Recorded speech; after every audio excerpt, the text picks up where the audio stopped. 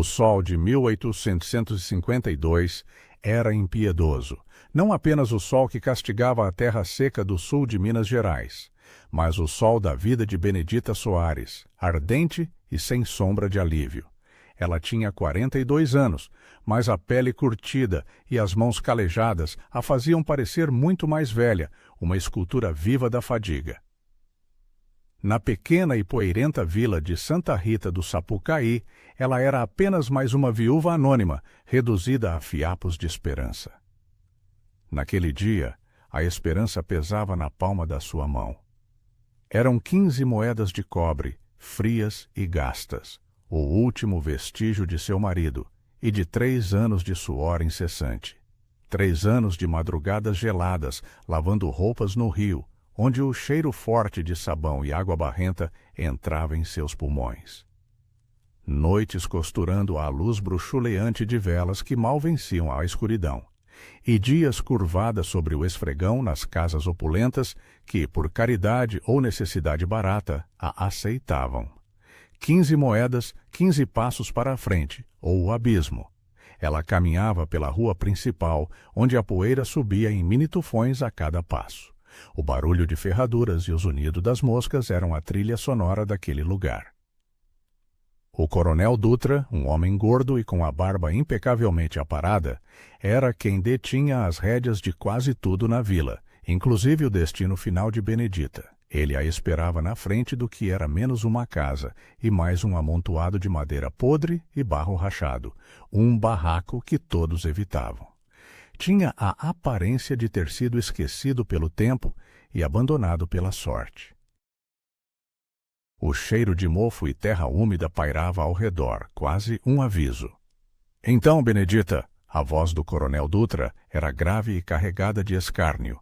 Ele a olhou de cima a baixo, os olhos estreitos mal escondendo o desprezo. A viúva miserável finalmente se decidiu? 15 moedas por esta ruína? É um preço de banana, mas até uma banana estragada tem mais valor. Benedita não ergueu os olhos. O rubor de humilhação subiu-lhe ao pescoço, mas ela manteve a postura. Seu luto era recente, mas a dor do estômago vazio era antiga e mais urgente. Ela estendeu a mão, as moedas tilintando levemente. Aquele som era a rendição e, ao mesmo tempo, a última faísca de dignidade que lhe restava. É tudo o que tenho, coronel, ela murmurou, a voz áspera como a areia. E eu preciso de um teto. Não me importo com o Estado, eu mesma conserto. Dutra pegou as moedas com a ponta dos dedos, quase com nojo, e as jogou num pequeno saco de couro que pendia da sua cintura. O tilintar seco selou o negócio. Feito. As escrituras, se é que se pode chamar assim, estão na prefeitura. Mas não se iluda, mulher. Se cair, é problema seu. E se arranjar problemas com este lugar, a lei de Deus e dos homens não a protegerá. Ele cuspiu no chão, virou-se e partiu, o som de seus sapatos de couro sumindo na poeira. Benedita ficou sozinha diante do seu novo lar. O barraco. A estrutura parecia inclinar-se ligeiramente, como se estivesse cansada de resistir ao vento. Ela hesitou por um momento. Respirou fundo. O ar era pesado, cheio do cheiro de poeira e velhas madeiras. Era a sua liberdade, a sua prisão, o seu refúgio. O interior era ainda pior. A única janela, sem vidro, estava coberta por uma prancha solta que impedia a entrada de luz. A escuridão era quase sólida.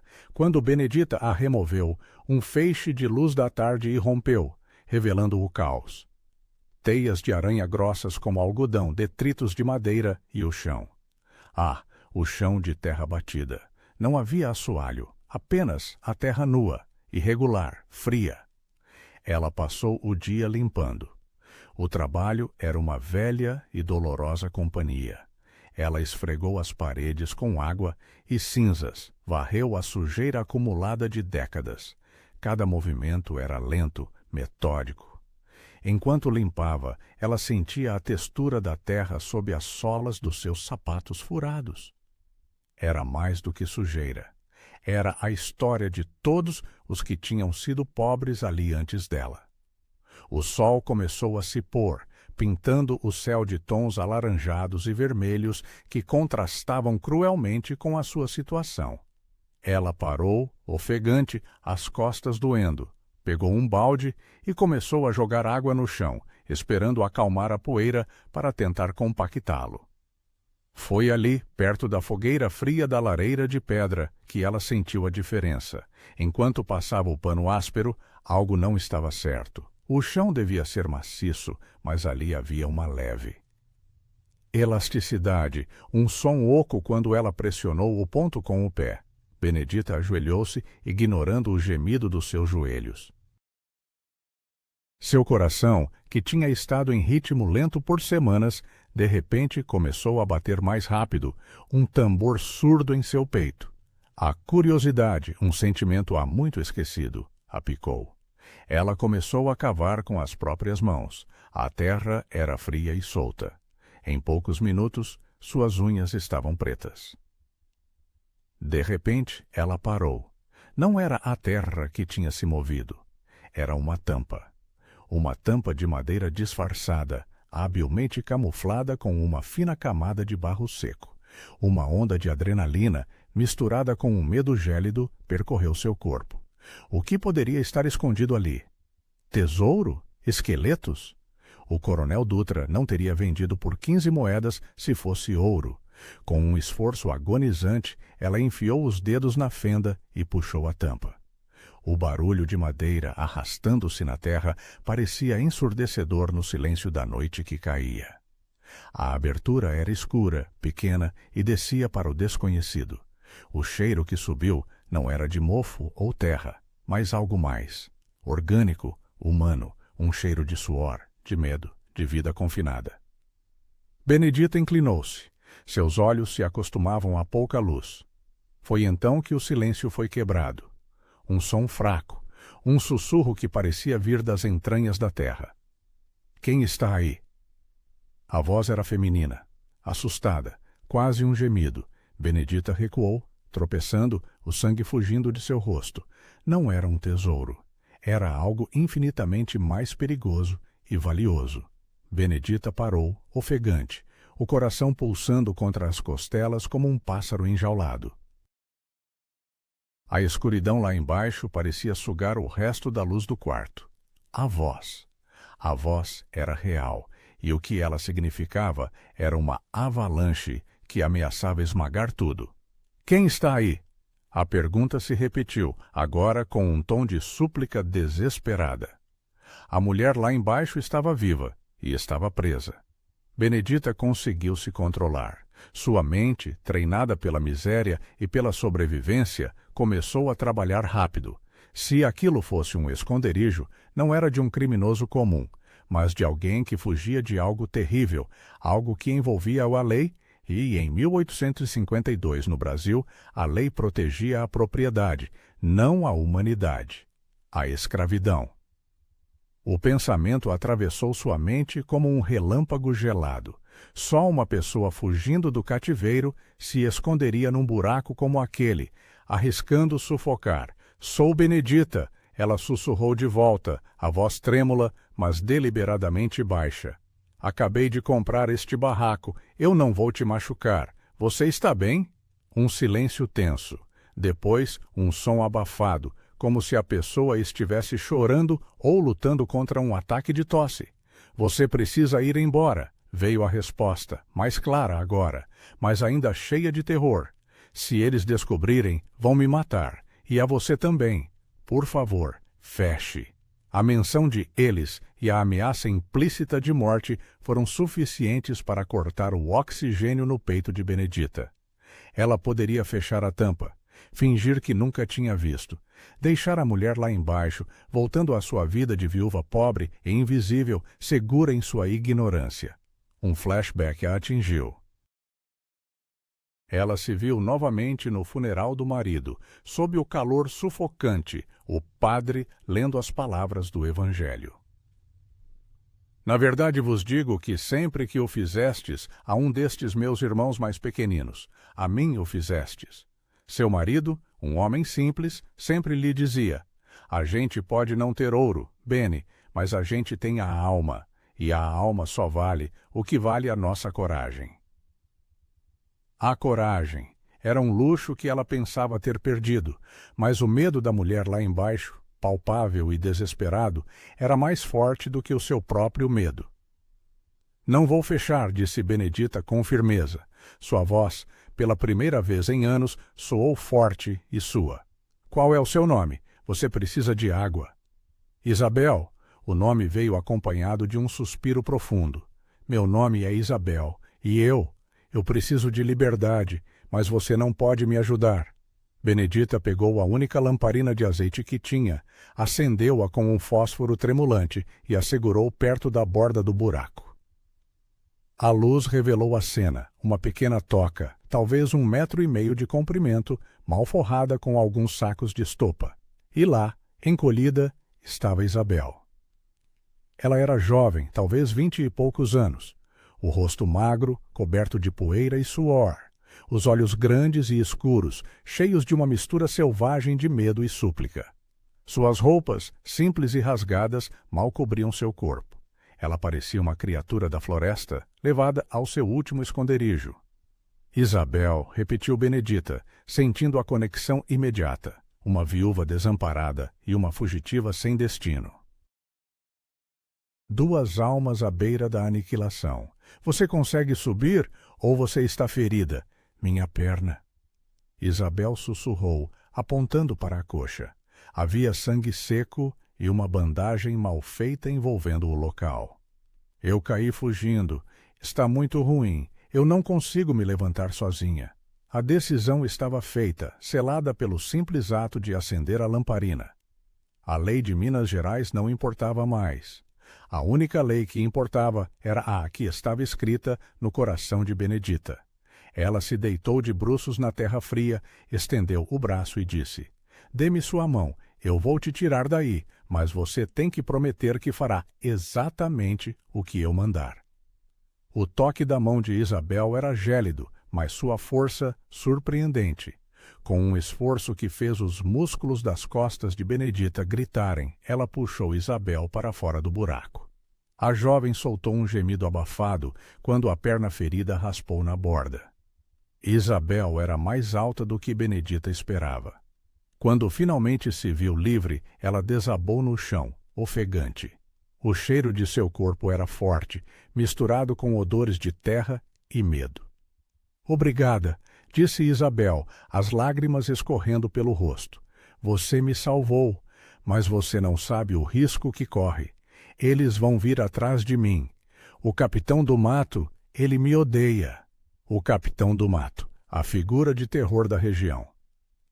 O nome era sinônimo de caça implacável. Benedita se levantou, limpando o pó da sua saia, e olhou para a jovem. O desafio era monumental. Eu sei o risco, respondeu Benedita, enquanto pegava um cobertor velho para envolver Isabel. Mas agora você está na minha casa, e na minha casa você está segura, pelo menos por hoje. Mas primeiro vamos fechar este buraco. Com a ajuda de Isabel, que usava apenas um braço, elas empurraram a tampa de madeira de volta, cobrindo-a com cuidado. O segredo estava novamente escondido. A noite havia caído completamente. As únicas testemunhas eram o uivo distante de um cão e a fraca luz da lamparina. Benedita tinha trocado 15 moedas de cobre por um barraco, caindo aos pedaços, e, sem saber, por uma passagem para a ilegalidade. Ela estava agora no lado errado da lei, mas, pela primeira vez em muito tempo, ela não se sentia completamente vazia. A lamparina de azeite lançava sombras longas e dançantes na parede irregular do barraco, transformando o refúgio seguro de Benedita num palco de mistério e perigo. O ar estava pesado, carregado não apenas pelo cheiro de terra e mofo, mas pelo pavor silencioso que pairava entre as duas mulheres. Benedita não podia deixar Isabel no chão frio e sujo. Com cuidado maternal, ela ajudou a jovem fugitiva a se arrastar até o catre de madeira no canto, o único móvel decente que restara no casebre. Cada movimento de Isabel era acompanhado por um gemido abafado. Temos que cuidar disso, disse Benedita, apontando para a perna ferida. Seu tom era agora de enfermeira, prático e firme, uma máscara para o terror que sentia. A ferida estava na altura da panturrilha e parecia profunda, um corte feio, avermelhado e inchado. O pus amarelo já começava a aparecer.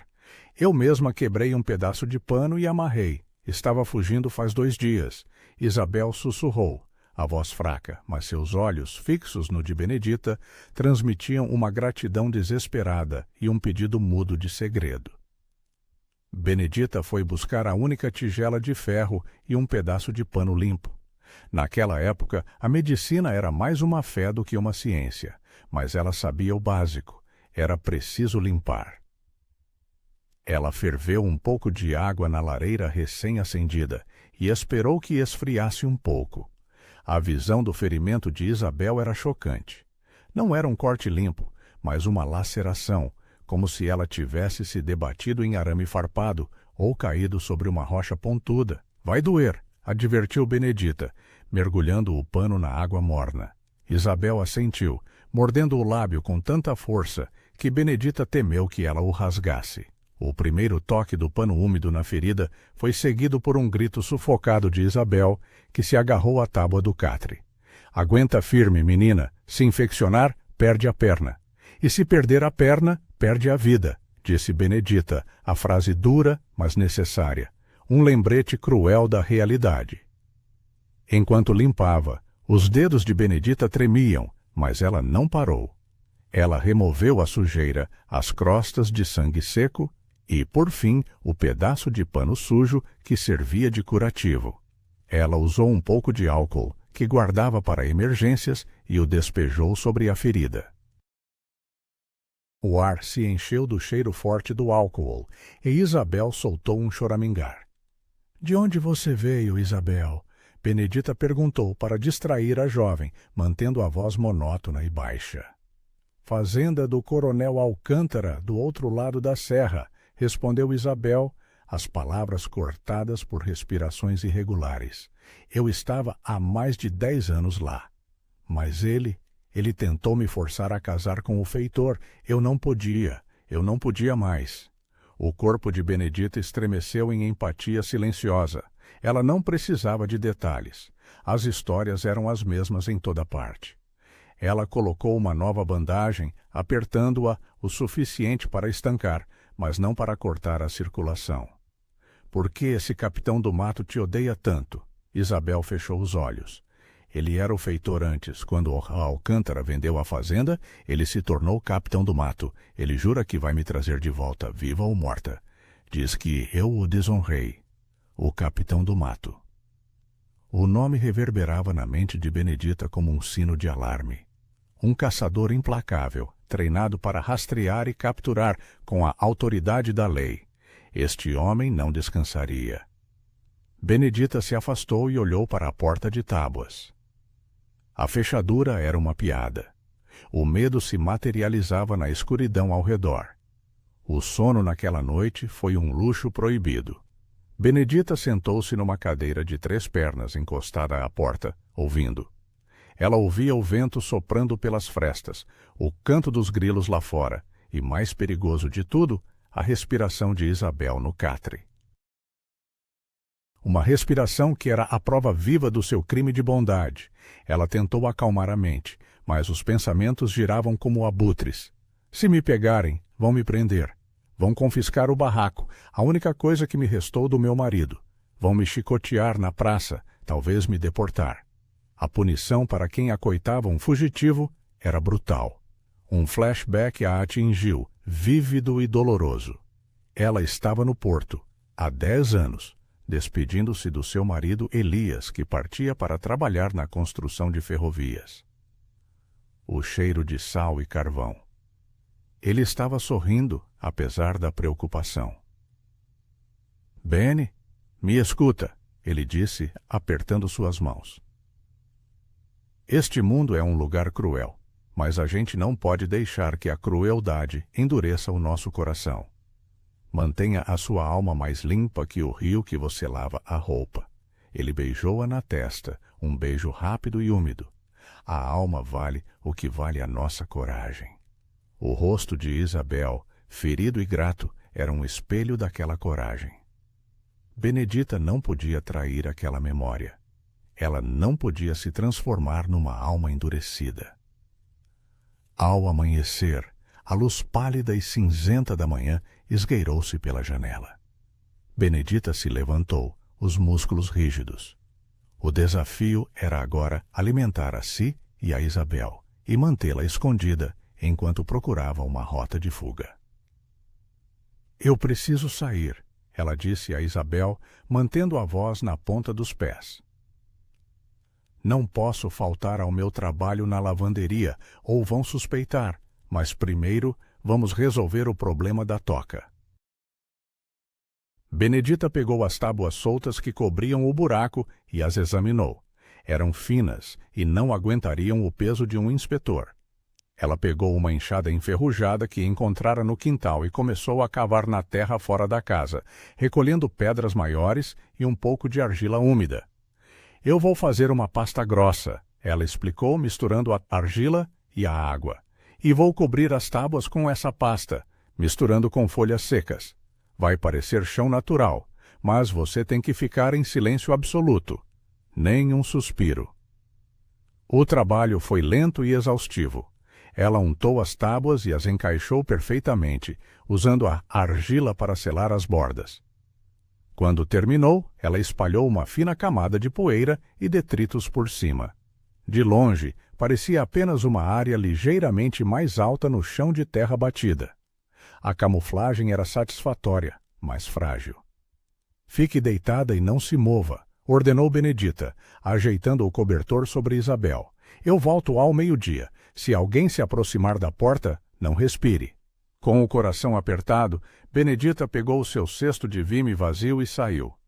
O ar matinal era fresco, mas ela sentia o suor frio na nuca. Cada passo era uma mentira, cada olhar que encontrava, um risco. A vila estava começando a despertar. O cheiro de pão fresco misturava-se ao cheiro acre de fumaça de lenha. Benedita tentou andar com a sua marcha usual, a da viúva humilde e invisível, mas sentia-se como se estivesse gritando o seu segredo. Seus olhos vasculhavam cada sombra, cada rosto. No riacho, o local de trabalho diário de Benedita, outras mulheres já estavam dobradas sobre as pedras, batendo e esfregando. O som da água e o estalo da roupa molhada eram um alívio temporário para o silêncio tenso de sua casa. A senhora Tramélia, uma vizinha fofoqueira, estava ao lado. Tinha um rosto duro e olhos que pareciam farejar fraqueza. Bom dia, Benedita. Vejo que está animada hoje. Conseguiste finalmente se mudar para aquele buraco? Perguntou Amélia, sem levantar os olhos do seu trabalho. Benedita forçou um sorriso que não alcançou seus olhos. Bom dia, Amélia. Sim, me mudei. Mas é um trabalho infernal. O chão estava terrível. Vou passar o dia compactando terra. Parece que vou cavar uma mina. Amélia parou de bater o pano e a olhou, os olhos apertados. Cuidado para não desenterrar nada que não deva, querida. Dizem que aquele lugar era o esconderijo de contrabandistas há muitos anos. E que ele foi vendido tão barato porque era assombrado. Talvez encontres o fantasma de algum ladrão. As palavras de Amélia eram ditas em tom de brincadeira maliciosa, mas acertaram Benedita como um soco no estômago. O fantasma não era de um ladrão, mas de uma vida roubada. Ah, bobagem, Amélia, Benedita respondeu, com a voz um pouco mais alta do que o necessário. É só terra e sujeira. Se houver um fantasma, ele vai ter que ajudar a limpar a bagunça que deixaram. Ela mergulhou as mãos na água gelada, a dor familiar ajudando-a a se concentrar. Tinha que ser a viúva de sempre. Cansada, resignada, mas honesta. Ela precisava de uma desculpa para o cansaço e a ausência. O barraco. Enquanto esfregava a camisa de linho de um comerciante, ela pensava em Isabel. Ela não podia arriscar mantê-la ali por muito tempo. A vila era pequena, os segredos morriam rápido e as paredes tinham ouvidos. Ela precisava de um plano de fuga. O único caminho seguro era para o norte, através da serra, em direção aos quilombos dispersos ou às cidades costeiras, onde um rosto novo podia se perder na multidão. Mas Isabel estava ferida e a jornada era de dias, por florestas densas e rios perigosos. Benedita precisava de dinheiro extra e de suprimentos. Um mapa ou bússola, improvável e perigoso. Comida seca, um par de sapatos mais resistentes e, o mais importante, uma carroça ou um cavalo, o que era impossível. Ao meio-dia, o sol estava no seu auge. O cheiro de carne assando nas casas ricas encheu o ar, torturando o estômago vazio de Benedita. Ela apressou-se, recolheu seu pagamento, 2 moedas de cobre, e correu para o mercado. Ela não podia comprar muito, para não chamar a atenção. Ela comprou um pão duro, um pedaço de queijo rançoso, e, o mais importante, escondeu um pedaço de carne seca e um frasco de remédio caseiro que a boticária local vendia para dores musculares. Era tudo que ela podia arriscar.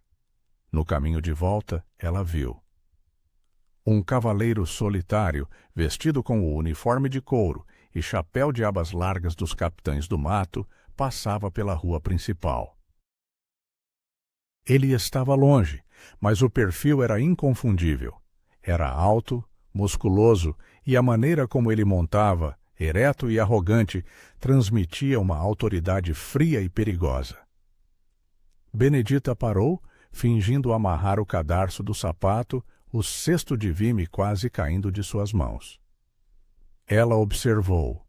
O capitão do mato olhava para todas as direções, examinando os rostos, farejando o ar. Ele não estava apenas patrulhando, ele estava caçando. E ela sabia o que ele estava caçando. Ele fez uma pausa em frente ao seu barraco, sem se aproximar, mas apenas o olhar dele para a porta podre foi o suficiente para congelar o sangue de Benedita. Ele balançou a cabeça, talvez pensando que nenhuma pessoa em sã consciência se esconderia naquele lugar, ou que o fugitivo já teria ido embora. Depois, ele chicoteou as rédeas e continuou seu caminho, na direção da estrada principal. Benedita esperou 1 minuto inteiro depois que ele desapareceu de vista. Seus pulmões gritavam por ar. Ela se levantou, o coração ainda disparado, e correu para a sua casa. Ela não tinha um teto sobre a cabeça, ela tinha um barraco.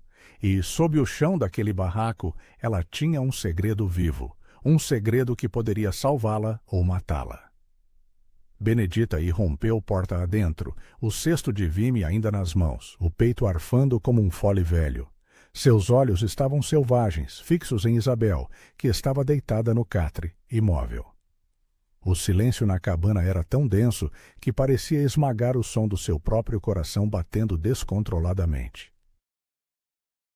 "O capitão do mato!" ela conseguiu sussurrar, fechando a porta com um chute leve e rápido. "Ele estava aqui? Não exatamente aqui, mas passou na rua. Ele está procurando." Isabel abriu os olhos, um terror frio e seco espelhado neles. Não havia mais lágrimas, apenas uma aceitação sombria da morte iminente. Ela tentou se levantar, mas a dor na perna a fez cair de volta. "Eu te disse." "Você não devia ter me ajudado." Isabel murmurou, a voz rouca, cheia de culpa. "Agora você vai perder tudo por minha causa." Benedita colocou o cesto no chão. O cheiro de pão duro e carne seca parecia um insulto ao perigo que pairava.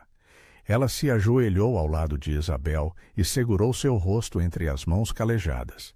"Escute-me bem, Isabel", disse Benedita, com uma ferocidade que ela nem sabia que possuía. "Eu perdi tudo o que eu podia perder quando meu marido morreu. Este barraco não vale a minha alma, e minha alma vale a sua liberdade. Você está aqui, e agora temos que ter um plano." O toque firme de Benedita trouxe um raio de sanidade para Isabel. A jovem assentiu, respirando fundo para controlar a dor. "Ele não vai descansar", Isabel alertou. "Ele conhece a minha força de vontade. Vai vasculhar a região palmo a palmo. Temos que sair daqui ainda esta noite, antes que ele volte com reforços. E a sua perna? Perguntou Benedita. Você mal consegue se mover. Eu consigo andar, apoiada, mas não muito longe. A pé é impossível. É uma viagem de dias até o quilombo mais próximo, no Vale do Paraupeba. Ou até Ouro Preto. Eu preciso de um meio de transporte. Um meio de transporte. A palavra parecia ridícula. Benedita mal tinha dinheiro para a própria comida. Um cavalo era um sonho de luxo, um roubo, algo que a faria ser caçada imediatamente. Onde uma viúva miserável conseguiria um cavalo em Santa Rita do Sapucaí? O desespero começou a subir pela garganta de Benedita, como Billy. Eu a tirei do buraco para a colocar numa armadilha maior. Benedita levantou-se e começou a andar de um lado para o outro no pequeno espaço. O chão de terra batida sob seus pés rangia suavemente sob o peso das tábuas escondidas. O medo estava ali, mas era acompanhado por uma onda de fúria fria. Uma fúria contra a injustiça, contra a opressão. Ela parou de repente, olhando para o teto baixo. O que o Elias me disse? Flashback. 4 anos antes, quando a febre do ouro ainda não tinha sumido completamente. Elias, seu marido, estava consertando o telhado da cabana, antes que ela se tornasse uma ruína. Ele assobiava uma melodia alegre, e ela o observava, sorrindo. Ele desceu da escada, os olhos brilhando com uma mistura de travessura e seriedade. Ele a puxou para perto e sussurrou no seu ouvido, o cheiro de suor e madeira em seu cabelo. Benny, minha querida, eu não sou um homem rico, mas não sou um homem tolo. Eu fiz uns pequenos negócios na estrada de ferro e guardei o troco. Não confio em bancos e não confio no chão. Ele apontou para um dos caibros do teto, perto da lareira. Havia um nó na madeira, ligeiramente mais escuro que o resto. Se um dia você precisar fugir de mim, o que é bobagem, ou se o mundo desabar, tem um pouco do nosso futuro ali. Pequeno, mas pode te dar a largada. Benedita piscou, voltando à realidade. O nó, ela tinha se esquecido completamente, enterrada no luto e na miséria. Não era o chão que guardava o tesouro, mas o teto. Eu sei o que podemos fazer, disse Benedita, sua voz baixa e firme, com uma nova vibração de esperança. Ela arrastou a única cadeira da casa para debaixo do ponto que Elias havia lhe mostrado. Com o lampião na mão, ela subiu na cadeira instável. O caibro era grosso, escuro, coberto por teias de aranha. Ela tateou o local que ele havia indicado, o coração batendo com antecipação. O nó. Ela pressionou. Nada. Ela tentou novamente, com mais força, deslizando o dedo sobre a madeira. Seus dedos encontraram uma fenda minúscula, quase imperceptível. Ela puxou. Um pequeno bloco de madeira soltou-se, revelando uma cavidade. Dentro havia um pequeno saco de tecido embrulhado em papel encerado. Benedita desceu, a respiração presa. Ela desenrolou o pacote na frente de Isabel. Não era ouro, mas era algo quase tão valioso quanto 4 moedas de prata e um pequeno relicário de bronze com um medalhão de São Jorge. Elias, ela sussurrou, sentindo uma dor aguda de saudade e uma gratidão imensa. Ele sempre pensava à frente. Isabel olhou para as moedas, os olhos arregalados. Isso é o suficiente para subornar um tropeiro bêbado por uma noite e nos tirar da vila. Mas não um cavalo. Um cavalo é muito arriscado. Não vamos subornar, respondeu Benedita, balançando a cabeça. Vamos negociar. Temos que comprar o necessário sem levantar suspeitas. Eu preciso de suprimentos para uma longa jornada e de um álibi sólido. O plano tinha que ser executado sob o manto da escuridão. Benedita não podia deixar Isabel sozinha, mas precisava sair. A solução veio com uma invenção desesperada. Ela forrou o buraco novamente, desta vez com mais cuidado, e colocou um balde de água e um pão velho para Isabel. Eu vou te trancar, ela disse, E se alguém perguntar a tio, eu estou doente. Ficarei escondida o dia todo, fingindo estar na cama. À noite eu saio para fazer a compra. Ninguém me verá e não levantarão suspeitas. É o único jeito. Isabel agarrou o braço de Benedita. Se o capitão do mato voltar e te pegar aqui sozinha, ele vai te torturar para que você diga a verdade. Ele não vai me pegar. Benedita sorriu, um sorriso fino e tenso que não era de alegria, mas de determinação. Eu sou uma viúva, Isabel, invisível. Ninguém me nota, exceto quando precisam de mim para lavar a roupa. E essa invisibilidade é a nossa melhor arma.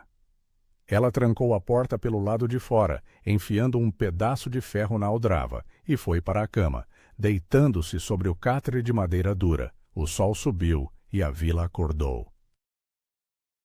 Benedita sentiu-se como um caixão fechado, respirando no silêncio forçado. Ao meio-dia, o cheiro de comida pairava no ar. E então, o teste. Um bater forte na porta, seguido por uma voz fina e irritante. Benedita? Oh, Benedita, você está aí? Era Dona Joana, a mulher do açougueiro, conhecida por seu nariz intrometido e sua língua afiada. Benedita esperou um momento, seu coração pulava na garganta. Ela tossiu alto, com um som rouco e doentio. Quem é? Ela gritou, sua voz trêmula de fingida fraqueza. Sou eu, Joana. Vim buscar a blusa do meu marido, a que você ia consertar a manga. Está tudo bem? Você parece mal. Eu estou com a febre, Benedita respondeu com outra tosse convincente. Ela se concentrou na sensação de dor na garganta e a projetou em sua voz. Uma febre ruim, Joana. Não saio da cama o dia todo. A blusa está no cesto. Mas, por favor, não chegue perto. É contagioso. Dizem que está matando lá para os lados de Varginha. A menção de matando e contagioso foi um golpe de mestre. Dona Joana recuou imediatamente. Podia-se ouvir seus passos apressados na terra. Ah, céus! Então me desculpe. Quando você melhorar, me avise. Sim, eu volto depois. O som dos passos de Joana desaparecendo foi a sinfonia mais doce que Benedita tinha ouvido em anos. Ela tinha passado no teste. Ela era uma viúva doente e invisível, a única pessoa que ninguém se daria ao trabalho de investigar de perto. O relógio lento da noite começou sua marcha. Quando o sol se pôs e a escuridão cobriu a vila, Benedita esperou. Ela esperou o suficiente para que todas as luzes se apagassem, para que o último bêbado voltasse para casa e para que a lua, que estava fraca naquela noite, fosse a sua única aliada. Ela colocou as 4 moedas de prata no bolso de sua saia e pegou o seu xale mais escuro. Ela estava se transformando numa sombra. Saindo do barraco, ela trancou a porta novamente. O ar noturno era frio e perfumado com o cheiro de mato e fumaça. Ela caminhou com a precisão de um animal caçando, evitando os paralelepípedos barulhentos da rua principal, mantendo-se nas sombras das casas. O mercado noturno era um lugar de trocas rápidas e ilegais. Lá, ela encontrou um tropeiro conhecido, um homem gordo chamado Eustáquio, que vendia fumo, aguardente, ocasionalmente algo mais perigoso. Benedita se aproximou, sua voz um sussurro conspiratório. Eustáquio, ela chamou. O homem se virou, os olhos pequenos de porco brilhando na escuridão. Ora, ora, a viúva Soares, o que traz uma dama à noite? Veio comprar um trago para a dor do luto? Não, vim comprar viagem, ela disse, colocando a mão no bolso. Preciso de farinha de mandioca, carne seca, uma garrafa de água limpa e umas ervas fortes para a febre, para amanhã e... Ela hesitou. Eu estou indo para o norte, para a casa da minha irmã em Sabará. Preciso de um mapa e de uma promessa de silêncio. Eustáquio sorriu, um sorriso nojento. Sabará é longe, e mapas são para gente rica, mas por essas moedas... Ele pegou uma das moedas de prata e mordeu-a para testar. O som era limpo. Eu consigo o que você precisa, e por mais uma eu mantenho a boca fechada. Mas para que a pressa, viúva? É a febre. Benedita mentiu de novo, sem vacilar. Ela está me matando, e eu tenho medo de morrer aqui sozinha. Estou fugindo da febre, não de outra coisa. A febre, uma dama perigosa, ele zombou. Tudo bem, viúva. Traga o restante da prata amanhã à noite, antes do toque de recolher. Eu terei tudo pronto, e vou lhe arrumar um atalho pelas montanhas para evitar as patrulhas. Benedita assentiu, seu estômago embrulhado pelo nojo, mas aliviada pela negociação bem-sucedida. Ela tinha suprimentos garantidos. Mas o problema do transporte persistia. A perna de Isabel não aguentaria a pé. Ela voltou para o barraco antes da meia-noite, cansada e tensa. Isabel estava acordada, os olhos fixos na escuridão. Eu consegui, disse Benedita, abrindo a porta. Temos suprimentos, um mapa improvisado e um alibi. Mas ainda precisamos de... Antes que ela pudesse terminar a frase, um som oco e distinto ecoou na distância. O som de ferraduras. Não era um passo lento, mas um trote rápido, deliberado. Benedita e Isabel congelaram, ouvindo. O som se aproximava. É o capitão do mato, Isabel sussurrou, o terror genuíno esmagando sua voz. Ele está voltando, e desta vez ele está vindo para o meu esconderijo.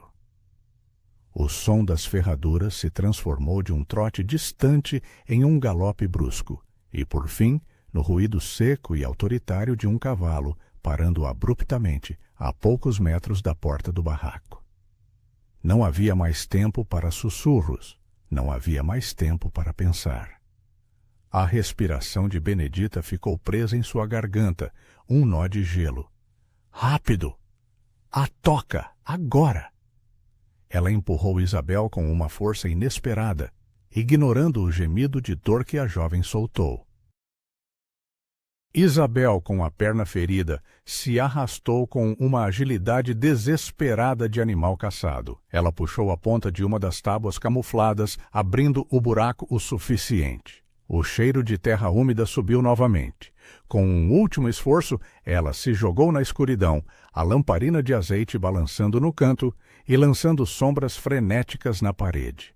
A tempo. Apenas um segundo depois que Benedita recolocou a tábua e espalhou poeira e detritos sobre a argila úmida, houve uma batida na porta. Não uma batida, mas um chute seco, fazendo a madeira podre tremer. Abra a porta! É a lei! Capitão do mato! A voz era gutural, áspera como pedra e cheia de uma autoridade brutal. Benedita cambaleou para trás, a cabeça girando. Ela conseguiu se lembrar de seu papel. A viúva invisível, doente, apavorada. Ela precisava parecer fraca, mas não culpada. O rosto estava pálido de medo genuíno, mas ela usou isso. Ela correu para o catre e se jogou, puxando o cobertor até o queixo. Que quem está aí? Ela gritou, a voz propositalmente rouca e trêmula, como se tivesse sido acordada de um sono febril. Um silêncio pesado. O capitão do mato, provavelmente, estava avaliando a situação. Ele não era um homem de paciência. Outro chute, mais forte. Sou o capitão Elias Cordeiro. Eu sei que este barraco foi vendido recentemente. Estou procurando um fugitivo que pode ter se escondido nesta vizinhança. Abra a porta imediatamente ou eu a arrombo. Elias Cordeiro. O nome parecia zombar da memória de seu próprio marido. Benedita sentiu uma náusea. Este homem era a personificação da lei cruel que havia escravizado e que agora ameaçava sua vida e a de Isabel. Ela tossiu com a intensidade de um tuberculoso e gritou novamente. Por favor, não! Eu estou com a febre, senhor. A febre ruim. Estou sozinha, morrendo de medo e doente. Se entrar, pode pegar. O silêncio desta vez foi mais longo, mais tenso. O capitão do mato não tinha medo de viúvas, mas tinha medo de doenças contagiosas que poderiam se espalhar em seu acampamento ou entre seus homens. Era um risco real e prático. Lentamente, a porta rangeu sob a pressão de uma mão forte. A fenda se abriu o suficiente para o capitão Elias Cordeiro colocar um olho na abertura. A luz fraca da lamparina de Benedita iluminou o seu rosto. Era um homem alto, de ombros largos, com um bigode grosso e olhos que pareciam não ver a humanidade, apenas alvos. O cheiro de couro, suor de cavalo e pólvora penetrou no ar frio. "Mostre-se, mulher!" ele rosnou. Benedita, tremendo, puxou o cobertor para baixo. Ela se assegurou de parecer o mais miserável e doente possível, o cabelo despenteado e os olhos vermelhos de insônia. "Aqui estou, senhor capitão. Pode ver que não tenho forças para me levantar. Estou aqui sozinha, tossindo sangue e suando frio. Não tenho sequer um cão para me fazer companhia." Ela choramingou, sua atuação sendo fortalecida por seu medo genuíno. O capitão Cordeiro examinou o quarto com o olho visível, o olhar varrendo as paredes nuas, a lareira fria e o chão de terra batida. Seus olhos se detiveram por um momento no remendo fresco do chão, bem onde Isabel estava escondida. O coração de Benedita parou. Ela sentiu o sangue sumir do seu rosto. Ele notou. Ela tossiu novamente, com tanta violência que se sentiu engasgar. O chão estava horrível. Tive que cavar para tentar compactar a terra. Um trabalho terrível para uma mulher doente. Ela apressou-se em explicar, a voz fraca e rouca. "Se o senhor quiser entrar, sinta-se à vontade. Mas se eu morrer e o senhor pegar a febre, a culpa é sua." A ameaça sutil funcionou. O capitão Cordeiro recuou um pouco, o medo de contágio superando a sua suspeita imediata. "Você viu alguma mulher passar por aqui? Jovem, magra, vestindo trapos velhos? Possivelmente ferida na perna?" Benedita balançou a cabeça fracamente, sentindo que a mentira estava prestes a se partir em sua boca. "Não, senhor, eu não vi ninguém. Estou deitada desde ontem à tarde, com o corpo tremendo. Só ouvi o barulho do seu cavalo. Quem está sendo procurada, capitão? É uma assassina." "Não é da sua conta, viúva. Apenas um pedaço de propriedade que fugiu do seu dono. Se você a vir ou ouvir falar dela, avise-me na prefeitura. Seu silêncio será considerado cumplicidade e as consequências serão severas." Ele sibilou. Ele deu mais uma olhada no chão, depois na fragilidade de Benedita, e, por fim, fechou a porta com um estrondo que fez o barraco inteiro estremecer. O som do cavalo se afastando foi uma libertação lenta, gradual. Benedita permaneceu deitada no catre, imóvel, até que o último som de ferradura sumiu na poeira noturna. Seu corpo inteiro estava coberto por um suor frio e pegajoso, e suas mãos tremiam tanto que ela teve que apertá-las na borda do catre. O que ela acabara de experimentar foi mais assustador do que qualquer fantasma. O olhar do capitão Cordeiro no remendo de terra. Aquele olhar havia perfurado a sua fachada. Ele suspeitava. Ele voltaria. E se voltasse, seria com a certeza. Ela esperou mais 5 minutos, apenas o som da sua respiração ofegante preenchendo o ar. "Isabel", ela sussurrou, a voz ainda rouca. "Ele se foi. Você pode sair." A tábua foi empurrada novamente e Isabel emergiu da toca, o rosto coberto de poeira e lágrimas silenciosas escorrendo. "Eu ouvi tudo", ela disse, a voz quase inaudível. "Eu ouvi quando ele olhou para o chão. Eu ouvi você tossir, você me salvou. Mas ele sabe, ele vai voltar ao amanhecer com seus homens."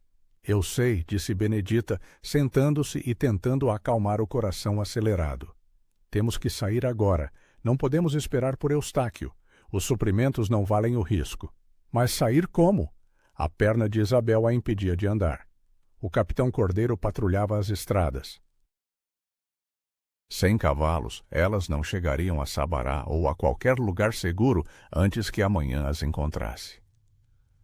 O desespero de Benedita era uma parede de gelo que ameaçava congelar sua determinação. O que o Elias faria? Flashback. Elias estava trabalhando como lenhador para a ferrovia, um trabalho perigoso. Um dia, ele voltou mancando, quase chorando de dor. Um tronco havia caído sobre sua perna. O médico da vila queria amputar. Elias se recusou. Não, Bene, se eu perder a perna, perco a minha vida. Eu sei que posso consertar isso. O que não tem remédio, remede-se com o que se tem. O problema não é o osso quebrado. O problema é o dinheiro para consertar. Benedita olhou para as suas moedas de prata restantes. 3. Ela se levantou e pegou o pequeno relicário de bronze, com o medalhão de São Jorge, que seu marido havia escondido. Dinheiro para consertar. Ela murmurou. Não podemos ir a pé, não podemos esperar, temos que arriscar um roubo. Isabel a olhou confusa. Roubo? Você vai roubar um cavalo? Você será pega. Não um cavalo, respondeu Benedita, seus olhos brilhando com uma nova e perigosa determinação. O capitão Cordeiro deixou o cavalo dele amarrado perto da hospedaria, provavelmente bebendo aguardente para comemorar seu quase sucesso. O cavalo dele é muito grande, mas o que ele faz de grande, ele faz de lento e barulhento. Ela pegou o relicário e uma das moedas. Nós vamos comprar um meio de transporte que ninguém roubaria, um que passa despercebido, mas que pode nos tirar daqui. E vamos usá-lo imediatamente. O alvo de Benedita era o velho Josué. Josué era o coletor de lixo da vila. Ele tinha uma carroça pequena e caindo aos pedaços, puxada por uma mula velha e teimosa chamada Esperança. Ninguém na vila prestava atenção a Josué ou à sua carroça fedorenta, cheia de restos de cozinha e estrume. A invisibilidade era a chave. Benedita tinha que se mover rápido. O capitão Cordeiro logo voltaria à procura de reforços. Ela se despediu de Isabel com um aperto de mão e saiu, novamente sob o manto de escuridão. Desta vez, ela não foi para o mercado. Ela foi para os fundos da estalagem, onde Josué costumava dormir perto da sua carroça, para proteger os seus parcos pertences. Josué estava dormindo profundamente, cheirando a álcool e suor. A mula, Esperança, estava amarrada à carroça, mastigando um pouco de feno seco. O cheiro de podridão e fermentação era quase insuportável, mas era a salvação. Benedita se ajoelhou ao lado de Josué e o cutucou suavemente. Josué, Josué, acorde. O velho resmungou sem abrir os olhos. O quê? O que é isso? Deixe-me em paz, eu não tenho dinheiro. Eu sei que você não tem dinheiro, Josué, sussurrou Benedita, sua voz séria e baixa. Ela colocou o relicário de bronze de Elias e a última moeda de prata em sua mão. Eu tenho uma emergência. Preciso da sua mula e da sua carroça por uma noite. Eu vou para Sabará. Minha irmã está morrendo. Eu não tenho tempo para comprar um cavalo. Josué piscou, seus olhos embaçados pelo sono e pela bebida, fixos no relicário. São Jorge, o santo da guerra, brilhando na fraca luz da lua, e a prata. O relicário é muito valioso. Não posso te dar a esperança por isso. Eu preciso da minha carroça para trabalhar. Ele murmurou, hesitando. Eu te dou a minha carroça em troca, Benedita mentiu. E um saco de farinha extra amanhã, e eu te dou a minha palavra. Eu voltarei, e se eu não puder, você pode vender a carroça e a mula. É por uma noite. O que você diz? O relicário era um suborno poderoso. Era uma promessa de sorte e uma riqueza palpável. Josué fechou a mão em volta do metal frio. Por Deus, Benedita, isso é loucura. Mas, tudo bem. Uma noite. Se a esperança não voltar, eu conto à polícia que você me roubou, ele disse, com a voz embargada, mais pelo medo de perder a mula do que pela lei. Eu te agradeço, Josué, e eu prometo que a esperança volta, disse Benedita, se levantando. Ela soltou a mula e a carroça, e Josué voltou a dormir, o relicário apertado na palma da mão. Benedita correu de volta para o barraco. Ela era agora uma fugitiva, uma mentirosa, uma ladra de burros. Mas ela tinha um plano. Ela e Isabel levaram a carroça para trás do barraco. O cheiro era forte, mas era o cheiro da liberdade. O cheiro que ninguém notaria. A invisibilidade perfeita. Entre, Isabel, ordenou Benedita, a voz agora cheia de adrenalina. Ela ajudou a jovem a se deitar no fundo da carroça, sobre os sacos fedorentos de lixo. Você vai ficar coberta por lixo e pelo meu chale. Se eles te encontrarem, o fedor vai ser o seu disfarce. Isabel obedeceu sem questionar. Benedita cobriu a toca, escondeu a lamparina e selou o barraco pela última vez. Ela subiu na frente da carroça, pegou as rédeas e sussurrou para a mula velha. Vamos, Esperança. A liberdade nos espera. O som da carroça era lento e abafado, e o cheiro era repugnante, mas era um som que ninguém esperava ouvir no meio da noite, e por isso, o som da vida. Elas deixaram a vila de Santa Rita do Sapucaí, rumo às montanhas e ao norte, sob o manto de estrelas indiferentes, com o capitão do mato dormindo em algum lugar, esperando o sol para sua caçada final. O silêncio do amanhecer em Minas Gerais não era vazio, era pesado, cheio de presságios. A carroça de lixo, com a mula Esperança puxando-a, gemia em protesto a cada revolução das rodas desiguais. A única coisa que impedia o som de ser alarmante era o cheiro. O fedor de restos de cozinha e estrume era tão forte que atuava como um disfarce, forçando qualquer pessoa a se afastar, a fechar a respiração. Era o cheiro da invisibilidade. Benedita estava sentada na frente, as rédeas frouxas nas mãos. Seus olhos, vermelhos de cansaço, percorriam o caminho de terra batida, procurando qualquer movimento na escuridão que começava a ceder lugar ao cinza da aurora. Ela não sentia mais o corpo, apenas a tensão pura e constante em sua nuca e ombros. O ritmo da mula era um ritmo de resignação, não de pressa, mas era constante. Atrás, debaixo de sacos de estopa e cobertores velhos que cheiravam a podre, Isabel lutava contra a dor latejante na perna. Cada solavanco da carroça era uma pontada de agonia, que a fazia morder o lábio para não soltar um grito. O cheiro era sufocante, mas ela sabia que aquele odor nojento era o seu único passaporte para a liberdade. Ela pensava em Benedita, na viúva que tinha arriscado tudo por ela. A gratidão era uma força que a impedia de sucumbir. Elas deixaram Santa Rita do Sapucaí para trás, entrando na estrada de terra que serpenteava em direção aos morros, a rota secreta que Eustáquio, o tropeiro, havia prometido. O caminho era estreito, ladeado por matagal denso, onde a neblina matinal pairava como fantasmas pálidos. Como você está aí atrás, Isabel? Benedita sussurrou sem virar a cabeça, apenas movendo os lábios. Viva! E... grata, respondeu Isabel, a voz abafada. Mas a perna não está bem, Bene. Eu não sinto mais. Está dormente. O coração de Benedita apertou-se. A dormência era um sinal perigoso. Aguente. Temos que chegar à floresta antes do sol nascer completamente. Lá poderemos parar e cuidar disso.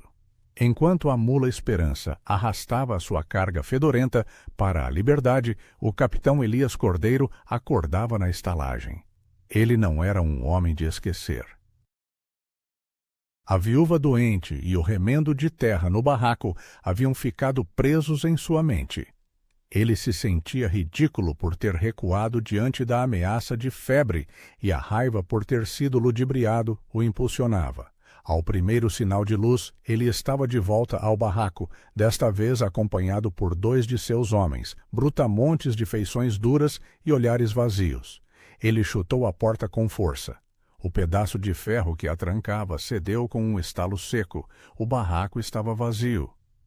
A luz do amanhecer revelou o catre vazio, a tigela de ferro sobre a lareira fria e a sujeira geral. Vejam, ele rosnou para os seus homens, apontando para o chão. Ela não estava doente, estava fugindo. E o que é isso? Ele se ajoelhou e passou a mão no remendo de terra. A argila, agora seca, era dura, mas ele notou a forma e a textura ligeiramente elevadas. Com a ponta da faca, ele cavou rapidamente. A tábua apareceu e, com um puxão violento, ele a removeu. A toca estava ali, escura e vazia. Maldita viúva! Ela a escondeu aqui. E agora fugiu. Ela não estava com a febre, ela estava armando a fuga. A fúria do capitão Cordeiro era um cheiro palpável na cabana. Ele chutou a tábua, que se partiu. Ele farejou o ar. Não havia cheiro de cavalo, nem de passos apressados. Ela é uma viúva miserável. Não tem dinheiro, não tem cavalo. Onde ela teria ido? Ele correu para fora, inspecionando o chão de terra do lado de fora. Não havia marcas de ferraduras de cavalo. Apenas rastros de pés descalços e botas leves. E então ele notou. Perto do lugar onde Josué costumava dormir, havia uma marca fraca, quase invisível, mas ali estava. O rastro de uma roda de carroça velha, de ferro, e uma pegada pequena e familiar de uma mula. O capitão Cordeiro correu até o lugar. Josué estava dormindo, mas o tropeiro gordo, Eustáquio, que tinha acabado de acordar, estava amarrando sua própria carroça e viu o capitão furioso. — Capitão, o que houve? Eustáquio perguntou tremendo. — Você viu alguém sair daqui esta noite, tropeiro, uma mulher magra, viúva, com uma carroça?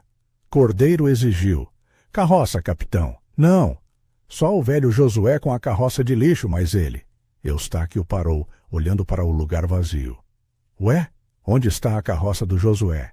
E a Esperança? A mula dele? O capitão Elias Cordeiro não precisou de mais nada.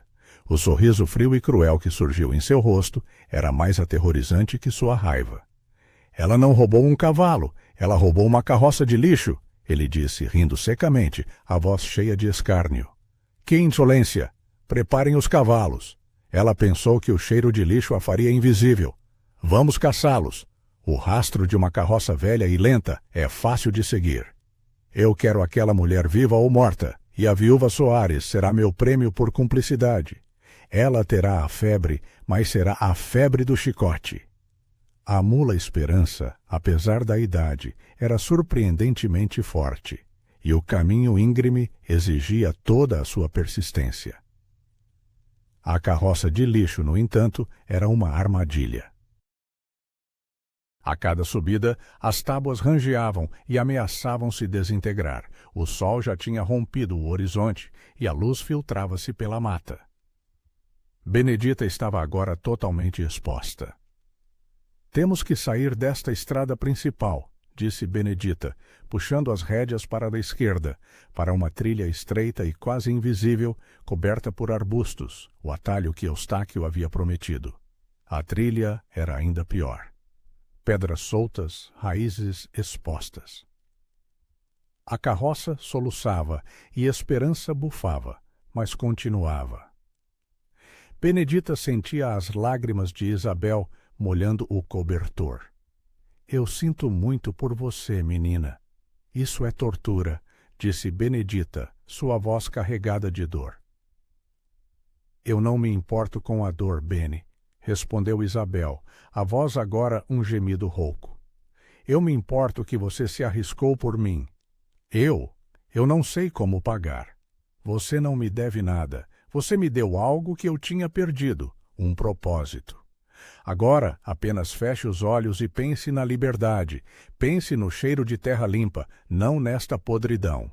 Benedita parou a carroça num pequeno riacho, escondido por uma saliência rochosa e densa folhagem. Ela precisava de água e de um momento para cuidar da ferida de Isabel. Ela tirou Isabel da carroça com a maior delicadeza possível. A jovem estava pálida e com febre. O curativo estava sujo e a ferida, ao ser exposta, parecia pior do que nunca, vermelha e com pus. — Meu Deus, Isabel, isso está infeccionado. — Precisamos de um medicamento forte, disse Benedita, lavando a ferida com a água fria do riacho e aplicando a pomada caseira que havia comprado. Enquanto a limpava, o cheiro de suor e ferida era forte, misturando-se com o cheiro do lixo. De repente, a mula Esperança levantou as orelhas e soltou um relincho baixo. Um som de alerta. Benedita congelou, o pano ainda na mão. O silêncio da floresta, que antes era uma bênção, agora era ameaçador. O som veio da trilha principal, um pouco distante, mas claro o suficiente. O trote rápido de vários cavalos. Eles estavam nos seguindo, e não estavam longe. O capitão Cordeiro havia seguido o rastro da carroça de lixo. Eles estão vindo, Isabel, são vários. Ele conseguiu ajuda? Benedita levantou-se rapidamente. Ela olhou para a trilha principal. Não havia tempo para recuar ou correr. A única opção era seguir em frente, para o coração da mata. Eu não consigo andar, Bene. Eu vou te atrasar. Me deixe. Vá sozinha. Isabel estava em pânico, empurrando Benedita. Nunca! Eu te trouxe até aqui. Não vamos parar. A determinação de Benedita era granítica. Ela olhou ao redor, desesperada. A única rota de fuga era a subida íngreme da montanha, a rota mais difícil e lenta, mas que a carroça de lixo não conseguiria subir. Temos que abandonar a carroça, Benedita disse, e sem esperar resposta, ela pegou as rédeas de Esperança e puxou a mula para fora dos arreios. Você vai ter que nos carregar, garota. É a nossa única esperança. Benedita colocou o braço de Isabel sobre o seu ombro e, com um esforço incrível, arrastou a jovem para o lado da mula. Com um empurrão final, ela conseguiu fazer Isabel se apoiar na sela de Esperança, onde ela ficaria menos exposta e com menos peso na perna. Segure-se nela, Isabel! Não olhe para trás! Quando o capitão chegar, ele vai encontrar a carroça e vai pensar que a mula nos levou para o sul. Benedita disse rapidamente, amarrando alguns sacos de lixo na carroça para simular o peso de um corpo e atrair a atenção para o lugar errado. O som dos cavalos estava agora muito mais próximo, acompanhado pelo som de galhos quebrando. Benedita agarrou as rédeas de Esperança e a empurrou para a subida íngreme e rochosa. A mula hesitou por um momento, mas sentindo o peso de Isabel e a urgência de Benedita, ela começou a subir. A viúva agarrou a cauda de Esperança com as duas mãos e começou a subir a montanha, usando a força do animal. O coração de Benedita batia no ritmo de um martelo. Seus pulmões ardiam e seus músculos gritavam em protesto, mas ela não parava. O cheiro de suor e terra, agora misturado com o ar fresco da montanha, era o cheiro do seu esforço. Elas estavam deixando a lei para trás, subindo em direção à nuvem que pairava no pico, onde talvez estivesse a promessa de liberdade. A última coisa que Benedita ouviu, antes que o som fosse abafado pela distância e pelo esforço, foi o grito furioso do capitão Cordeiro, que havia chegado ao riacho e encontrado a carroça vazia e abandonada. A fúria dele era um farol que guiava a fuga. A caçada estava apenas começando. A subida da Serra da Mantiqueira era um inferno verde e íngreme. Cada metro escalado por Benedita e pela mula Esperança era uma batalha feroz contra a gravidade e o tempo. O sol já havia se imposto no céu, mas a névoa fria ainda abraçava o pico, criando uma barreira branca e enganosa. Benedita ofegava, o ar rarefeito rasgando seus pulmões. Suas mãos estavam em carne viva, agarradas ao rabo duro da mula, e suas pernas, doloridas e tremendo, transformadas em pilares de dor. A mula, teimosa e velha, revelou uma resistência surpreendente. Ela bufava e soltava grunhidos, mas continuava a se mover para cima, passo a passo, como se sentisse a urgência desesperada das duas mulheres. Isabel estava apoiada na sela improvisada, pálida, com a febre subindo. O cheiro de suor, ervas e sangue em sua coxa era um lembrete constante de que a jornada estava cobrando seu preço. Aguente, Esperança. Por favor, aguente. Benedita sussurrava, a súplica misturada ao seu próprio esforço. Lá embaixo, os sons se tornavam mais claros, gritos de comando, o barulho de galhos secos quebrando e o trote pesado dos cavalos que lutavam para subir a trilha de terra que elas haviam acabado de abandonar. O capitão Cordeiro e seus homens não eram estúpidos. Eles tinham entendido que a carroça era uma isca e estavam se aproximando rapidamente do riacho onde haviam feito a troca. Benedita pensou em Elias, no brilho da prata e no relicário de São Jorge que tinha dado ao Josué. A coragem. Não era a ausência de medo, era o esforço para continuar mesmo quando o medo parecia uma mão apertando seu pescoço. Um flashback rápido a atingiu, o dia em que Elias a ensinou a laçar um bezerro. Se a corda não apertar, Bene, você perde o controle. A vida é assim. Às vezes a gente tem que apertar a corda do medo para poder dominá-lo. Ela apertou a sua dor e continuou a subir. Elas alcançaram um platô estreito, um alívio momentâneo antes da última e mais íngreme subida até o cume. Benedita parou, escorada na esperança, ofegante. O cheiro de terra molhada e pinho era intenso. Bene, eles estão vindo. Eu ouço os gritos. Isabel sussurrou, a voz fina e quase sumindo. Benedita conseguiu vislumbrar, através da folhagem, a trilha que haviam deixado. E ali estavam eles. 3 cavalos pretos, os homens de Cordeiro se movendo com uma velocidade brutal, o capitão na frente, seu rosto contorcido em uma máscara de ódio e determinação. Lá estão elas. Peguem-nas! Cordeiro gritou. Sua voz grave e cheia de autoridade ecoou pela montanha. Benedita sabia que eles não conseguiriam vencer a subida final a pé, e o capitão estava prestes a alcançá-las. Ela olhou ao redor, desesperada.